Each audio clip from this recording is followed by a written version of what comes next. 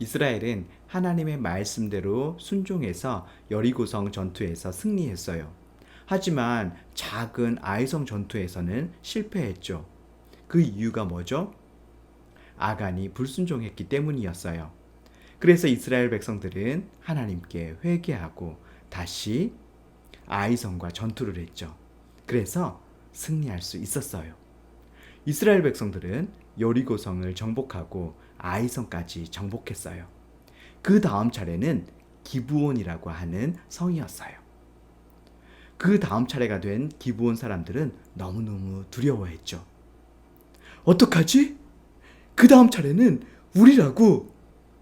하나님은 홍해바다도 가르시고 요단강도 가르시고 여리고성도 무너뜨리시고 아이성까지 함락시키셨대. 그 하나님이 다스려 주시고 싸워 주시는 그 이스라엘을 우리는 이길 수가 없다고. 어떡하지? 어떡하지? 기브온의 왕은 신하들을 불러 모았어요. 여봐라. 이스라엘이 여리고성도 무너뜨리고 아이성도 정복했다. 그 다음은 우리 차례다. 이스라엘의 신은 홍해도 가르고 흐르고 있었던 그 요단강도 멈춰 세웠다. 이 신이 다스리고 있는 이스라엘을 우리가 어떻게 이길 수 있겠는가? 나는 지금까지 이런 신을 본 적이 없다. 우리가 지금 당면한 이 위기를 어떻게 넘어갈 수 있겠는가? 이 위기를 넘어갈 수 있는 좋은 방법이 없겠느냐? 전하, 저도 그 소식을 들었습니다. 이스라엘이 믿는 신 하나님이 홍해바다도 가르고 요단강도 가르고 그리고 여리고성을 무너뜨린 그 이야기를 들었습니다. 이스라엘 백성들이 여리고성을 돌기만 했는데도 여리고성이 무너졌다고 했습니다. 그 하나님이 다스리는 이스라엘과 정면으로 싸워서는 우리는 절대로 이길 수가 없습니다. 그런데 좋은 방법이 하나 있습니다. 무슨 방법인가? 이스라엘의 하나님은 가나안 땅을 정복하라고 이스라엘 백성들에게 명령을 했다고 합니다. 그러니까 우리는 가나안 땅 밖에 있는 나라라고 이스라엘 백성들에게 속이는 것입니다. 이스라엘 백성들이 그 말을 믿겠느냐? 그래서 허름한 옷을 입고 배낭에 곰팡이가 핀 떡을 가지고 가는 겁니다. 그래서 우리가 가나안 땅 밖에 멀리 있는 나라에서 온 것처럼 속이는 것이지요. 그리고 이스라엘은 약속을 중요시 여긴다고 합니다. 일단 우리가 멀리서 온 것처럼 하고 살려달라고 약속을 하게 하는 것입니다. 일단 살려주겠다고 약속만 하면 우리를 죽이지는 않을 것입니다. 그래? 그거 좋은 생각인 것 같군. 그렇게 한번 해봅시다.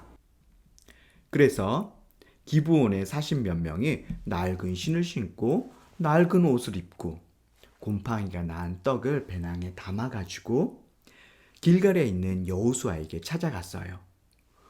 안녕하십니까? 저희들은 가나안 땅 사람들이 아닙니다. 가나안 땅 밖에 있는 멀리 있는 나라에서 왔습니다. 보십시오. 멀리서 와서 옷도 이렇게 낡고 떡도 새 떡을 가지고 왔는데 이렇게 곰팡이가 날 정도로 멀리에서 왔습니다. 이 멀리에 사는 우리에게까지 당신들의 소문이 들려왔습니다. 당신들이 믿는 하나님께서 홍해바다도 가르시고 요단강도 가르시고 여리고성도 무너뜨린 그 이야기를 우리가 들었습니다. 그 이야기를 들어보니 당신들이 믿는 그 하나님은 진짜신 참신이 맞습니다. 우리도 당신들이 믿는 그 하나님을 믿을 테니 살려주십시오. 당신들의 하나님은 가나안 땅만 정복하라고 하시지 않으셨습니까? 우리는 가나안 땅 사람들이 아니고 저 멀리 있는 나라 사람들이니 우리를 살려주겠다고 약속해 주시오. 우리도 하나님 믿겠습니다. 우리도 하나님 믿는, 하나님 섬기는 그런 백성으로 살겠습니다. 그러니 우리를 좀 살려주십시오. 지금 이 기브온 사람들이 하는 말이 누가 했던 말과 굉장히 비슷하지 않아요? 여리고성에서 라합이 정탐꾼들에게 했던 말과 굉장히 비슷하잖아요. 저는 당신들의 소식을 들었습니다. 당신들이 믿는 그 하나님께서 홍해 바다를 가르신 그 이야기를 들었습니다. 당신들이 믿는 하나님이 진짜신 참신이라는 것을 저는 알고 믿습니다. 그러니 저와 저의 가족을 살려주십시오. 저는 하나님 믿는 하나님 백성으로 살겠습니다. 이래서 라합은 구원을 받게 되고 하나님의 백성으로 살게 되었었거든요.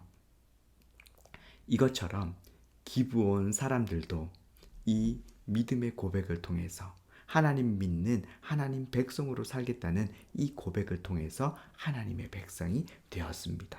그리고 성전에서 섬기는 사람들이 되었어요. 시간이 흘러 이스라엘이 하나님께 범죄해서 하나님께서는 이스라엘을 바벨론의 포로로 끌려가게 하셨어요.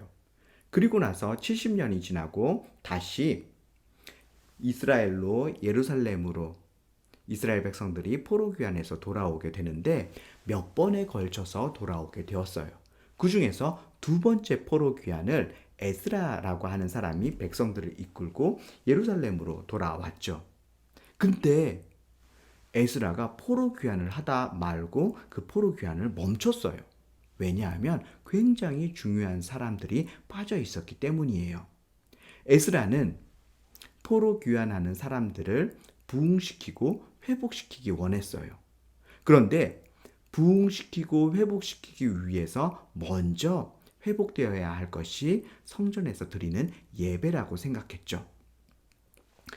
그런데 그 성전을 섬기는 레위인과 바로 이 기브온 사람들이 빠져 있었기 때문에 이 사람들을 데리고 가기 위해서 포로 귀환을 중단하고 이 사람들을 찾으러 갔던 거예요. 이 정도로 에스라가 포로 귀환까지 멈추면서 찾으러 갔던 그 사람들이 바로 이 기브온 사람들이라고 하는 것이죠. 그러니까 기브온 사람들은 이 믿음의 고백을 통해서 하나님의 백성이 되었을 뿐만 아니라 하나님께 드리는 그 예배를 섬기는 사람들이 되었다라고 하는 것입니다. 에스겔서 18장 23절 말씀이에요. 주 여호와의 말씀이니라. 내가 어찌 악인이 죽는 것을 조금인들 기뻐하랴. 그들이 돌이켜 그 길에서 떠나 사는 것을 어찌 기뻐하지 아니하겠느냐. 하나님께서는 아무리 악인이라도 그가 죽는 것을 기뻐하지 않으신다고 해요. 아무리 악인이라도 그 길에서 돌이켜서 회개하고 사는 것을 하나님께서는 기뻐하신다고 말씀하고 계십니다. 우리가 어떤 잘못을 했더라도 우리가 하나님 잘못했어요. 회개하면 하나님께서 언제든지 용서해 주시고 품에 안아 주시고 다시 하나님의 백성으로 살아갈 수 있도록 해주시는 너무나 좋으신 하나님 아버지이십니다. 이 하나님, 용서의 하나님, 사랑의 하나님을 언제나 꼭 기억했으면 좋겠습니다.